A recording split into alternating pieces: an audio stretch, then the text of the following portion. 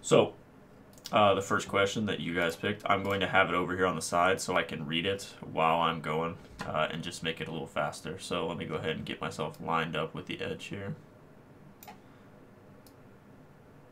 Okay, so it says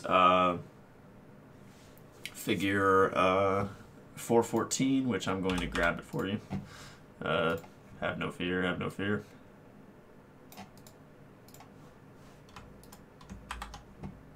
So it says figure 414, which is that up there. It says figure 414 has a piping schematic, or provides steady state data for water vapor flowing through a piping configuration. At each exit, the volumetric flow rate, pressure, and temperature are equal. Determine the mass flow rate at the inlet and exit, each in kilograms a second. All right. So what we were given up here is we were given the data for basically all of it, although I'm going to probably make this a little bigger because I have a feeling that was small. Okay. So we were given the data for each inlet and exit right here. And our goal is to find the mass flow rate at all the inlets and exits. Okay. So some relevant equations that we might use. I'm going to go ahead and write them up here. So equations. We might use what?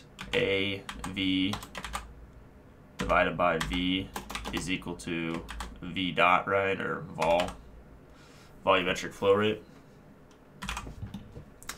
So area times, oh no, this is mass flow rate, sorry. So mass flow rate is that. So area divided by, or area times velocity divided by specific volume is equal to mass flow rate, right? That's one equation we might see. And then there's a bunch of different ones here, right, where you can rearrange this to solve for volumetric flow rate, but let's work on this for now. So what were we given? Well, first, you have to make an idea about how we solve this question. And so how we solve this is, for us to possibly know how much is going in these two directions, what do we need to know first?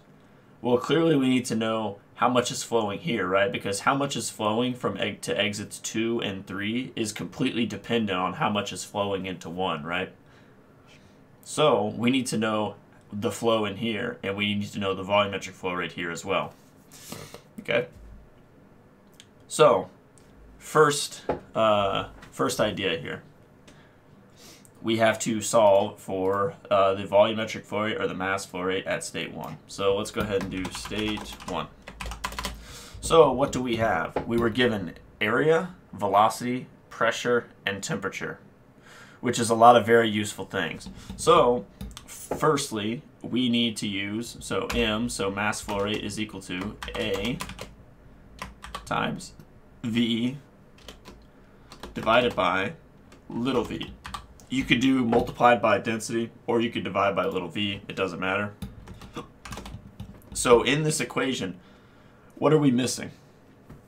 Well, we are just missing little v, right? We are missing a specific volume of water at those conditions. So we have 5 bar, 360 degrees C. So what we have to do is we got to slide over to the tables, 5 bar, 360 degrees, which hopefully that's right. So we go to 5 bar. I'm assuming this is superheated, and I'm correct. You go to 5 bar. You notice that it is over this temperature, which is the saturation line, and you get it's superheated. So we go to the superheated tables. And here's 5 bar, and here's 360 degrees.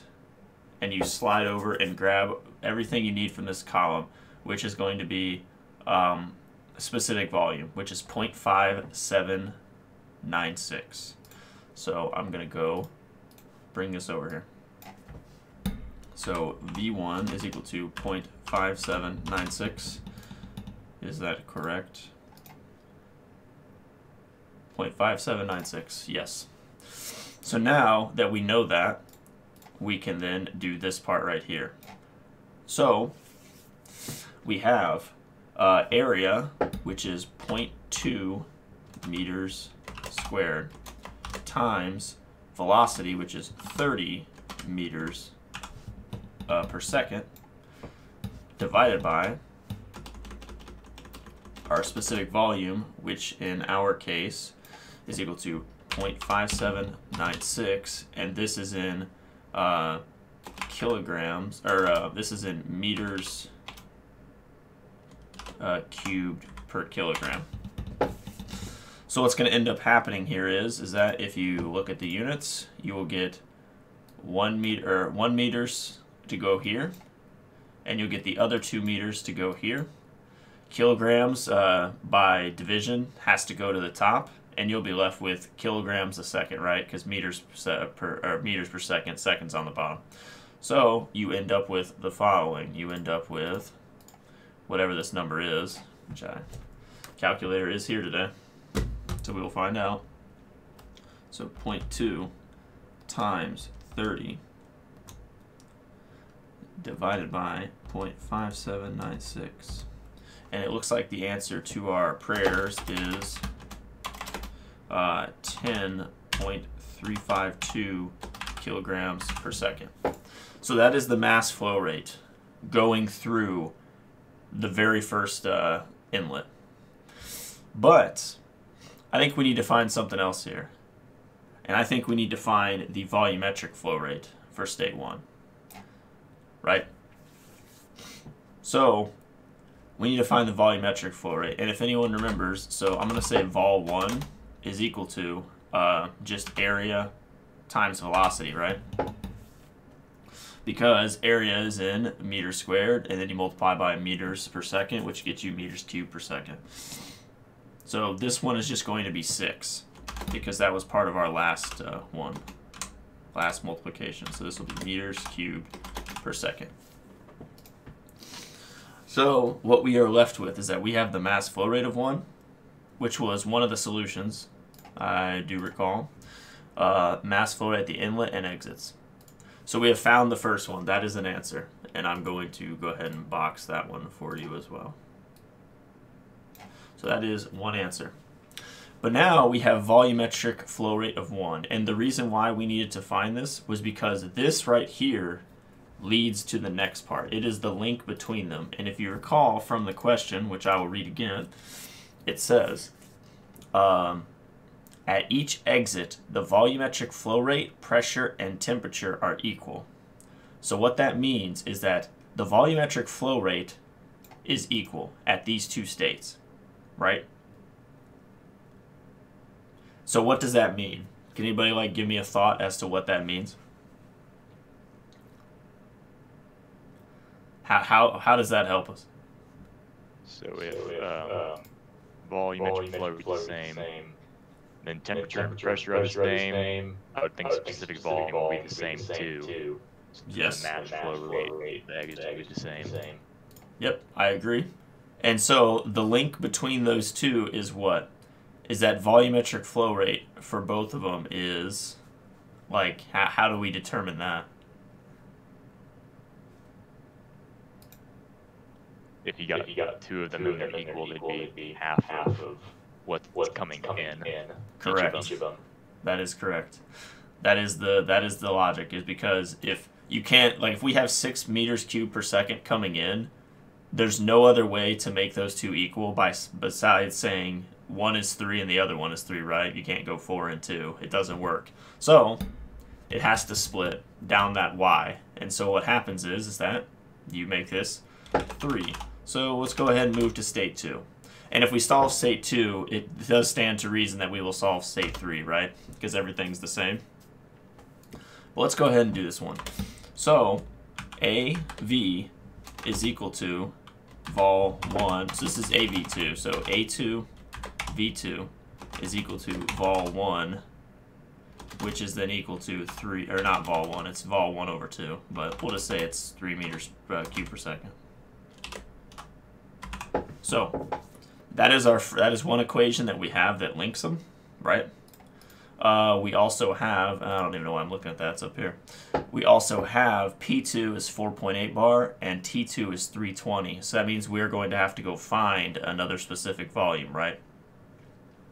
But let's go ahead for the goal of this, right? The goal of this section is to find the mass flow rate of 2, which is M2, A2, V2, divided by little v2, right? So inside of here, what are we missing? So in the question, we weren't given an area of either of these, but do we need an area? No, we have the volumetric flow rate already. Correct. We do not need it. So we just need to find little v2, right? And then the answer should be appearing, right? So little v2. And so we must go to pressure 3 of 4.8, or pressure 2, sorry, same thing, 4.8 and 320. Once again, I'm going to tell you that this is superheated. But we shall see. Oh, God. It's going to be not on the table, is it? That's annoying. Yep. So, okay. This is going to be fun, but 4.5 is 147 and 5 is 159, and we are higher than both of those. So therefore, it stands to reason that our mixture is superheated again, right? Because this temperature is higher than the pressure saturation temperature at 5 bar. So therefore, it's going to be higher than the one at 4.8 bar. Now we go down to superheated again, and this is where it becomes fun, is because there is not a table entry for this. So here is the problem with this question. Now you have to make a new table entry, and my calculator that does interpolation is not here. The more complicated one is here. So what I'm going to do is I'm going to find this answer. I will make sure it is never like this on your exam, but I will try and find this answer because we really don't want to have to do this one. So it was 414, I think. Nope. Apologies for that. What is this question? It is 414. Oh.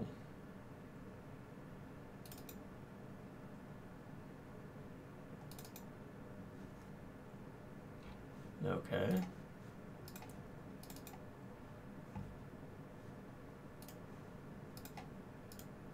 This is weird. Oh, this is books. Oh, that's right. These are chapters. This is books 7. Ah, now I remember.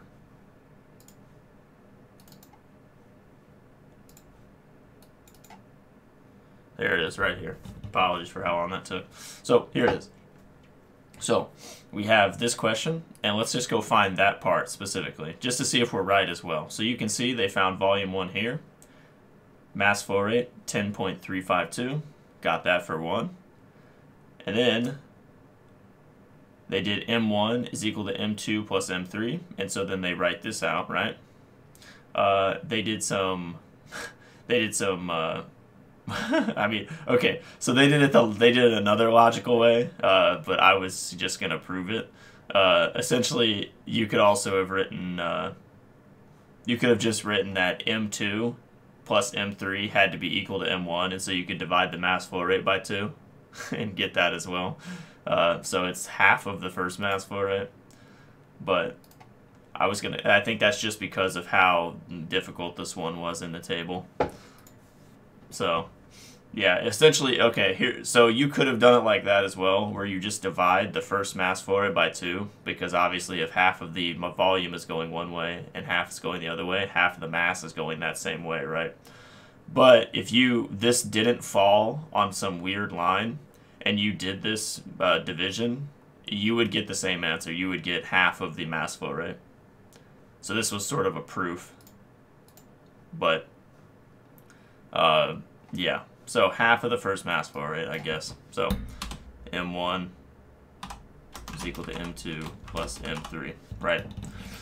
And so obviously, if half is going one way and half's going the other, then we know what M1 is, and we know what M2 is by that definition, which would be half of M1. So M2 is equal to M1 divided by 2.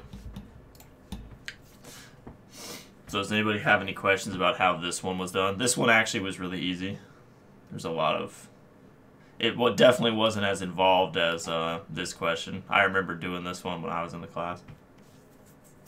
So, and you wanted a question about number 2, which you said was, that was, what question? Is that the heat exchanger? Okay, let's find a heat exchanger then.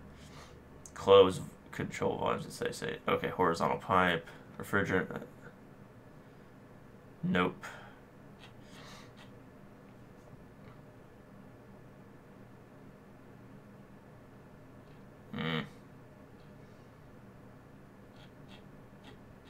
A diffuser. No. Ooh, that's a different. That question's just like the other one, just with English units. I want a heat exchanger. Compressor, no.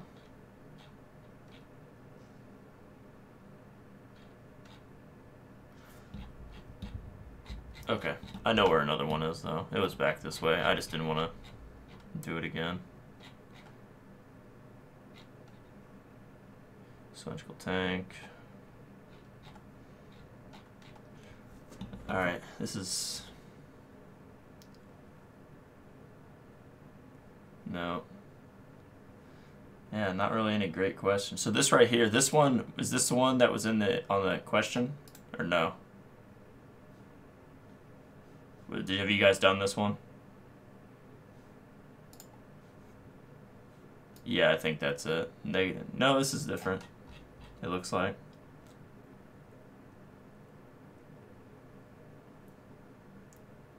Although no, this isn't even a heat exchanger. Ugh.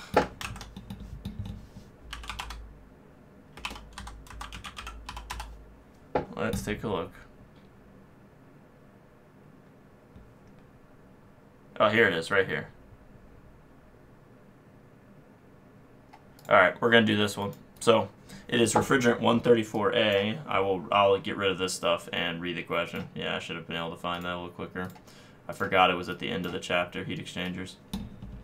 So, it says refrigerant 134A, so we know what our working fluid is. Right? And I'll go ahead and get the problem on the page as well. So, right here, snipping tool.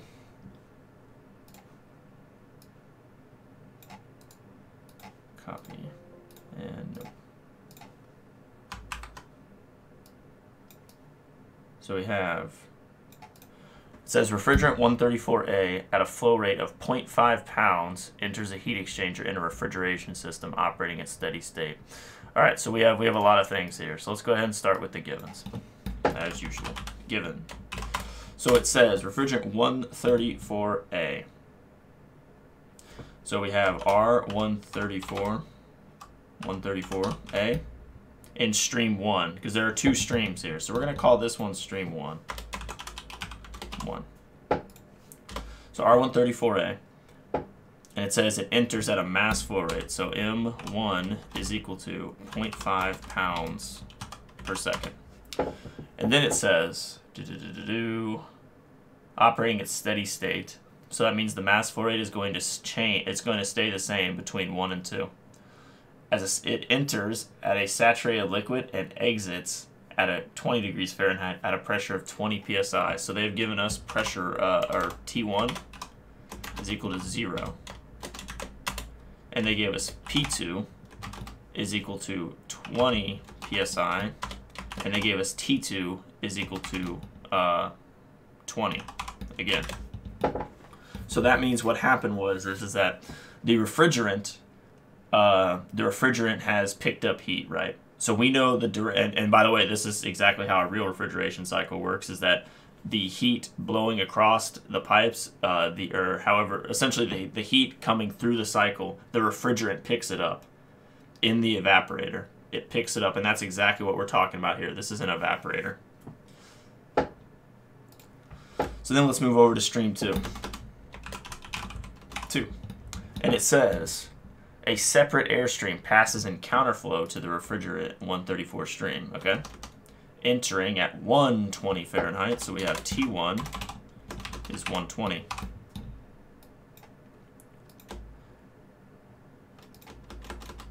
And then it says T2 is 77.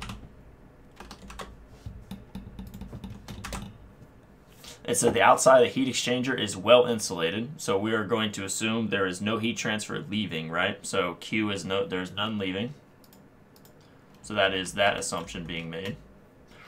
And then it says neglecting kinetic and potential energy effects, so we are not going up any elevation, and we are also not, the speed of which it's moving through is not relevant. And then it says and modeling the air as an ideal gas, so that's a hint. So the ideal gas is in effect, so ideal. So let's put this over here. Ideal gas. So we can say that. So we have all of these things, and it says our goal is to find, that should be over here, but don't worry about it. It says, as an ideal gas, determine the mass flow rate of air in pounds per second. Okay, so the equation that we're going to use, so this is for any heat exchanger.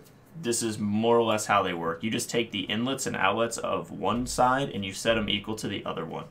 So how this one is going to look is, I'm going to write equations. This one's going to work as the following. It's going to be M1 times. And so for R134A, we will use H1, or this should be H2 minus H1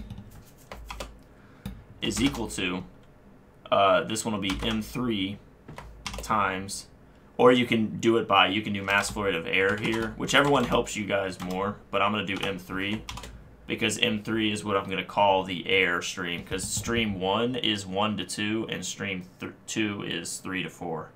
You have to do state points. So that's how I'm going to do it. But any way that you guys want to make it helpful, you can do that as well. You can do M1 refrigerant, M2 refrigerant. You can do M1 air, M2 air. It doesn't matter how you do it, just as long as you keep it good. And then we're going to have...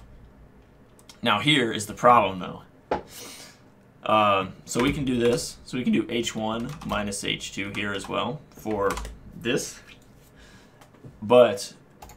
We have two different things here, right? We have air, and we also have refrigerant 134A. So what we're going to need to do is we're going to have to find all these things. So we have M1. M1 is found. We do not know H2. We do not know H1. We do not know H1 of here, and we don't know H1 over here either. And we're trying to find M3. So we have a lot of things to do. So the first thing we're going to do is we are going to go and find H1 for our stream, right? Our stream of R134A. So let me fly over to the English units really fast. Well, I said fast. So this right here, still not there. So this will be in, I think this first one's not, this is 122, so that means the next one will be 134. Here it is. So we were given, go back. Not this one either. We were given that the first one is that it's at a saturated liquid at 0 Fahrenheit. So that is something that I actually missed and did not write down. Right here we should have had X1 is equal to 0. So the quality 1 was given as 0 because it is a saturated liquid, right? It's on the very far left of that saturated region bubble. So X1 is equal to 0, okay? So we go back here to our tables, and that means we can go look at 0 Fahrenheit. We can go to 0 Fahrenheit, and we can slide over here. So 0 Fahrenheit, and we slide over. And so we want all of the values associated with, the ones that are helpful at least, associated with saturated liquid. So we slide over here on this line, and we want this. That is H1 for our saturated liquid refrigerant 134. So this is it right here. So we now have H1. So let's go back here, and let's go ahead and write H1 down. Let's get this off the screen, though. So we are going to do, we'll put it right here. So state 1, H1, here, X1 is equal to 0. So H1 is equal to HF at T1. So it is equal to the saturated liquid value at temperature 1, and that value is 11.63. And this is BTUs per pound. All right, now we have to do state 2. Now, it might come that we need more things than that, and I don't know if we will or not. I don't think we will, but if we do, we'll come back and get them. So state 2. State 2, it says P2 is 20 psi and T2 is 20 Fahrenheit. So like I said, we gained heat. And so you guys might be thinking, well, that's not a very big jump, right? For a refrigerant, that is quite a lot. So that is a pretty big jump, and I'm going to probably guess we're superheated, which is you guys would see. We'll see if we are or not. I might be wrong, though. So let's go to here. Yeah, definitely. So 20 psi and 20 Fahrenheit. We are over that by quite a lot. So that means we are a superheated vapor at 20 Fahrenheit. So we now move beyond this, and we go find 20 psi, which is right here. So 20 psi, and you slide across, and you grab the values we want, which is this right here. We want 105.88, which is the enthalpy value down the chart of our mixture at state 2. So 105.88. So how I will do this is that we will say T2 is greater than Tsat at pressure 2. So that means we are superheated. And then you go and you say that H2 is equal to, whatever that value was, 105.88.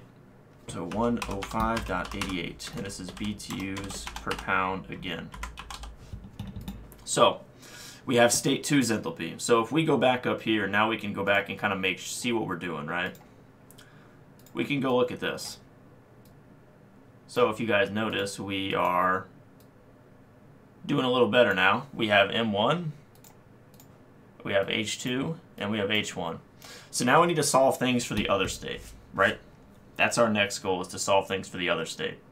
Because once we have H1 and H2 for the other one, then we can do M3, right? Pretty easily. So there's a couple ways you can do this. I'm fairly certain you could do this exact same thing with MCP delta T. If you guys remember, you could change this. Remember, because H1 minus H2 is equal to MCP delta T, right? You could do that. But that means we'd have to know the CP of air, which is not hard to find. Like, we could go and find that. Or, because they invoked that it was an ideal gas, where else could we go?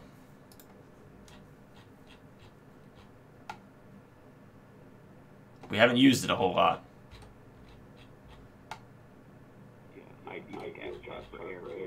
Yes, the ideal gas properties of air. It would be table A22 or A22E, I believe. Yep, right here. So this is the other table. So this is for air. And so since they told us it was ideal gas, we can use this, right? So we then need to go find our temperatures on this chart and then just grab its enthalpy right here. Pretty straightforward. So our temperatures were 120 Fahrenheit. So we need to turn that to Rankine. So 120 plus 460 is 580. So I'm going to go ahead and write this stuff down that we're messing with here. So state 3. So we have T1 is equal to 120 plus 460, which is equal to 580 R. T2, which should be smaller than T1 because we've lost heat to the refrigerant, is 77 plus 460 is equal to 7 plus 460, 537R. So we now have both of these, right? So then we can just go right down on the table. So to table A22E, you gather H1, or this isn't H1, this is here. Let me set this up. And state 4. Sorry about that. So T3 and T4, and then we'll mark it down as the following. So H3 is equal to, so we go back to this table. I'll change the equation in just a minute. So it said it was 580, which is right here. So 138.66. So 138.66. And this is BTUs per pound. That's that. And then we go back to 537, which is right here. And it's 128.34. So 128.34 is our H4. H4 is 128.34. This is BTUs per pound again. So now, give me a second before I'm going to go change the equation up there because I have numbered them a little differently. But as you guys can see, we have found everything we needed to know, right? So this will be M1 times H2 minus H1. And this is equal to M3 times H3 minus H4 is our equation. So essentially, the way you have to look at it is you have to look at the heat exchanger like this.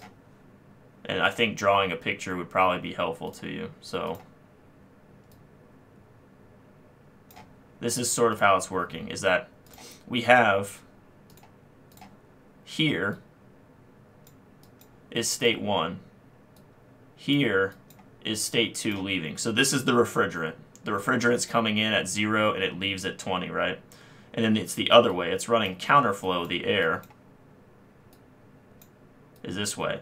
So this is 3 and this is 4. So this is how you should look at this. So 1 to 2 is here, 3 to 4 is here. So it's running counter to 1 to 2.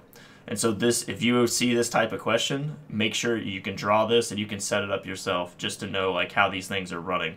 And so you put state 1 stuff here, state 2 stuff here, 3 and 4. So this is what it looks like. And so now, and just to like, you know, make this a little more, you know, thinking or a little bit more helpful is that from 3 to 4, as you can see in the question, it says that we entered at 120. So we were 120 here, and we left at 77, which means that we lost heat, right? You don't drop in temperature without losing heat, which means the heat direction is going this way, right? So that means if you did a heat transfer value of 3 to 4, this should be a negative heat transfer value. If you did the system just here, you should get negative heat transfer because it is leaving, right? Likewise, if you did a heat transfer value of 1 to 2 only, you should get a what? A positive heat transfer because heat entered, you see? And so that right there is the reason why I have it set up the way I do. Because if you look at equations up here, I have mass flow rate times H1 minus H2. If you recall, H2 is where we gained all the enthalpy and we gained the temperature. So H2 will be greater than 1, which means that this will be a positive number. If you do it over here, 3 and 4, we lost temperature going from 3 to 4, which means this right here will be a negative number. So that's why I wrote them the way I did. So you just have to know which way the wind's blowing, right? So now, but that doesn't really matter because it didn't tell us to solve the heat transfer. It only told us to solve the mass flow rate. So what we're going to do is I'm going to write the solution over here. So if it ever asks you to find a mass flow rate, that means that you use the entire system. So your system for this question is this. If you ever asked you to find the mass flow rate, it is this entire system. If it ever asks you to find a heat transfer, it is, okay, if it ever asks you to find the heat transfer between the working fluid, so let me rephrase. If it ever asks you to find the heat transfer between these fluids, you only pick one of these, and you can find it with both of them. If you did 1 to 2, you would get the same answer as 3 to 4. Now, however, before I say that, if it ever asks you to find heat transfer leaving the system, right? If it ever asks that, that means that your total system is this again. And inside of this equation over here, there is a plus Q term. So if you moved everything to one side, it would be Q is equal to all of this stuff. Because that means heat transfer is leaving. So you have to add it in. We made this assumption that it is well insulated, so heat transfer went away. So you do have to be careful. All right, so let's do the solution here. So the solution is the following. We will have M1 times H2 minus H1 is equal to M3 times H3 minus H4. And then we will maneuver this around to get M3 by itself, because that is what we really want, right? We want the mass flow rate of air, which is M3. So if you move this down, we get M1 times H2 minus H1 divided by 3 minus 4. So H3 minus H4. So if we do this, which I will here in a second, M3. So if we do this, we plug in our numbers that we have from all over the place. We have mass flow rate of the first one, which is 0.5 pounds. So I'm going to go ahead and do 0.5 times the quantity of our difference in enthalpy. So our difference in enthalpy is going to be 138.66 minus 128.35. All right, and then it is divided by our difference of enthalpy of the other one, which is H3 minus H4. So, oh, wait a minute, did that wrong. I did the other ones first. My apologies. So H1's there, H2 is there. I was wondering why that was really close. Air doesn't lose it very well, but refrigerants do. Okay, let's try that again. So 0.5 times 105.88 minus 11.63, which is 47.125, divided by our difference of the air, which is 138.66 minus 128.35. And you will get that the mass flow rate is equal to 4.5708. So you go through these units, these will cancel, and you will be left with a, so what you'll be left with here, so this is BTUs per pound, and this is this is in kilogram or pounds per second, right?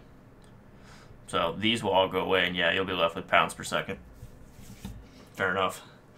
So M3, which is equal to, I'll just write over here,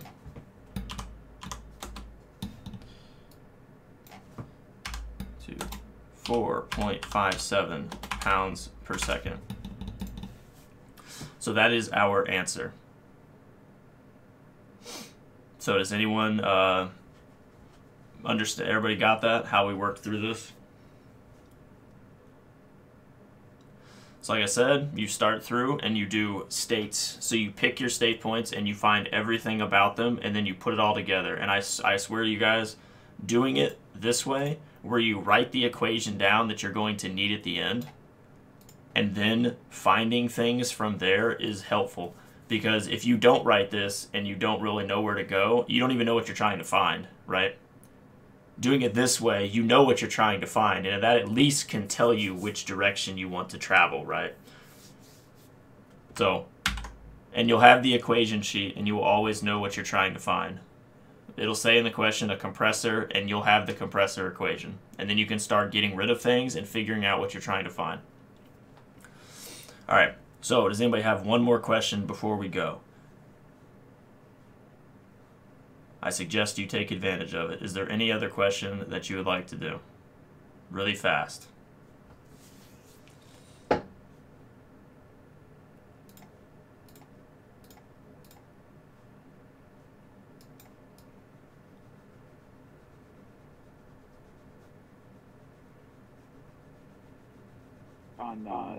You got a bonus question on the sample quiz. It's just the question 5.38 at the end. It's asking part B. It's saying compare the results of part A with those of the reversible power cycle operating between these reservoirs and receiving the same rate of heat transfer from the hot reservoir. Is there? We go over looking at reversible power cycle, like comparing the results. So it's this right here. This question. Yeah. So, you want me to do this one? Yeah, sure. Okay. So, it says a power cycle. Well, I'll just go ahead and snip it over here again. And we'll try and do this one really quick. Although it's not a long question. So, it should be pretty fast.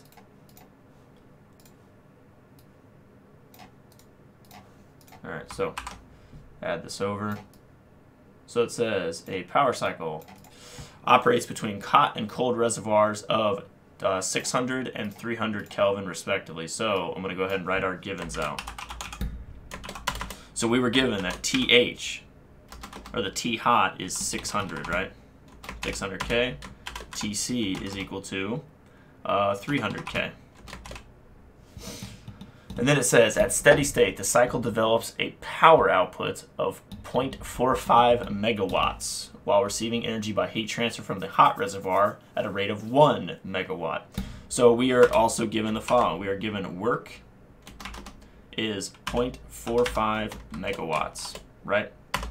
And we were also given Q in, so this is QH, sorry, because it says it's receiving energy by heat transfer from the hot reservoir. So this is QH or QN, you could call it, at a rate of 1 megawatt, okay? And then it says, determine the thermal efficiency and rate at which energy is rejected by heat transfer to the cold reservoir. So for part A, what are they asking for? In part A, it says determine the thermal efficiency, which is eta cycle, right? So it's in cycle. And it's asking for what?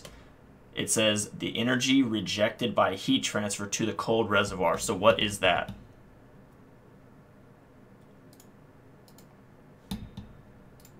It's QC, right? QC, yes.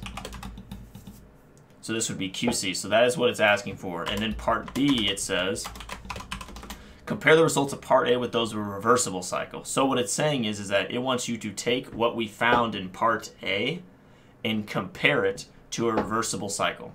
So that would be a perfect efficiency, right? So compare A to rev cycle.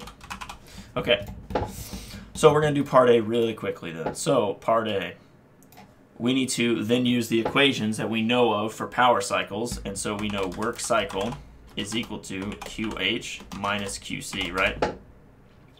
For a power cycle. And we know W, which is work cycle, and we know QH. So it stands to reason that we could find QC, right? So QC would then be equal to QH minus work cycle, which is QC is then equal to QH, which is 1 megawatt minus 0.45 megawatts. And that leaves us with what? 0.55 megawatts, right? Of QC. Does that make sense? Anybody? Yeah. Okay, makes sense. So we have found QC. Okay? Now we need to find, so that was one part of this. Now we need to find efficiency. So this is eta cycle. So the eta of our cycle is going to be what you want over what we had to put in, right? So input. So what do we want out of a power cycle?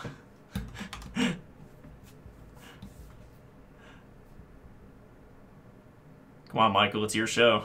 You want the work, right? Yeah, you want the power, you want the work. You want what? You want power or work, whatever it is, whatever you want to call it. You want work cycle out of a power cycle. And what did we have to put in?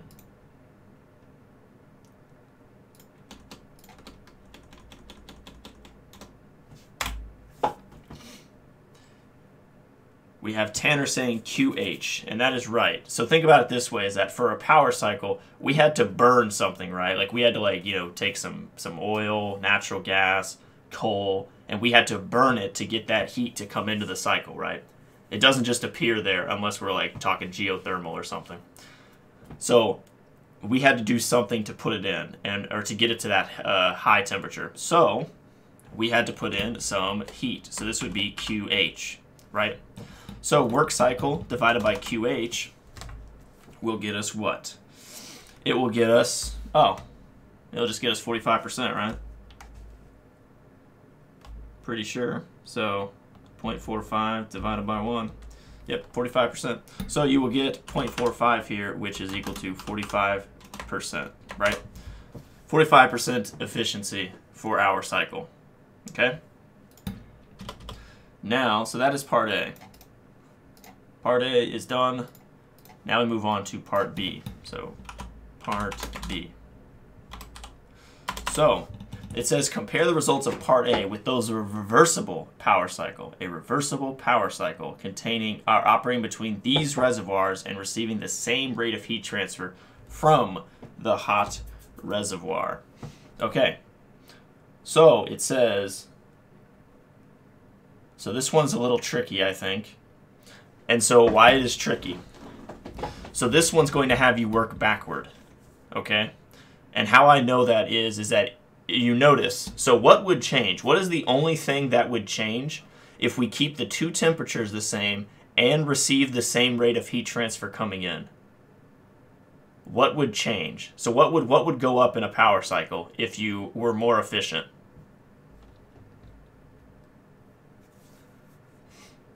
What would we be able to make more of, right? More power. Simple as that.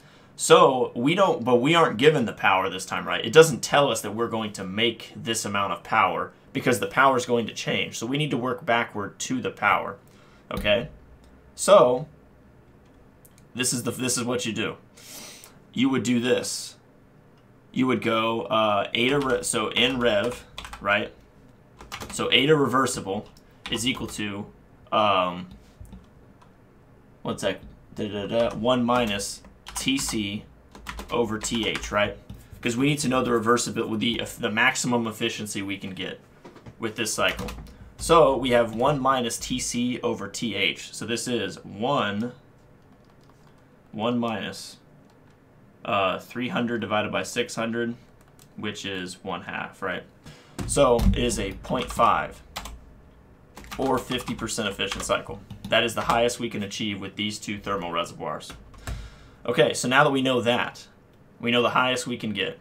Then what we can do is we can plug that into the normal equation, right? Where you can have eta cycle is equal to 50 or 0.5, which is then equal to what? Work cycle divided by QH. Remember, so this is that other equation, right? And so it says in the question that we are receiving the same rate of heat transfer from the hot. So QH didn't change. But because our efficiency went up, that means that work cycle will go up. So that means work cycle will then be equal to, so this will be 0.5 times QH is equal to work cycle. Let me go ahead and work cycle will then be equal to 50% of the QH. And 50% of the QH would be 0.5 megawatts, right? Because QH is 1 megawatt, obviously 0.5 times that gets you 0.5 megawatts, half of it. So that is our answer for work cycle. So our work of the cycle has went up, right? It's just went up by just a very small, well, a very large amount, just by an increase in efficiency. And by the way, as you guys can see, our cycle was fairly efficient to begin with, right? 45%, and now we're at 50. So it was pretty close, pretty good. Now we need to find the QC, the heat rejected, which has also changed. The heat rejected has also changed. So now that we have more work cycle being created, right, or more work going out, QH minus QC, that means what? How will that affect our QC?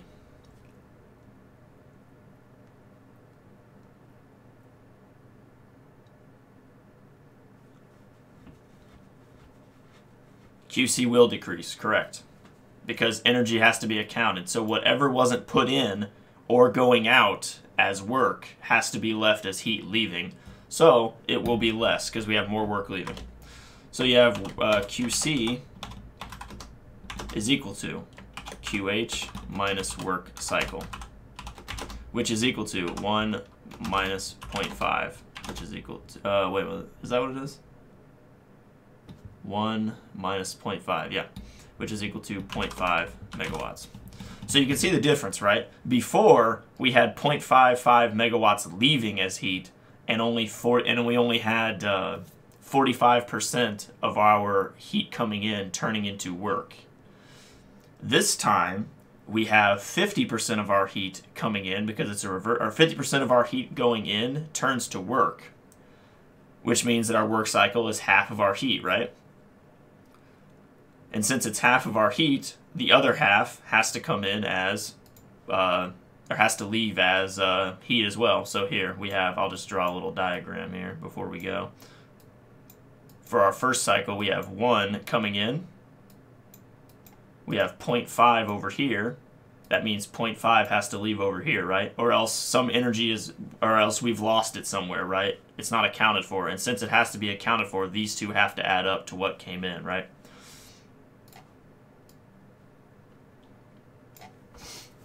So does this question make sense? And so this is just the comparison. The comparison you would say is that we went up 5% in efficiency, and as a result, our power went up by 5%, right?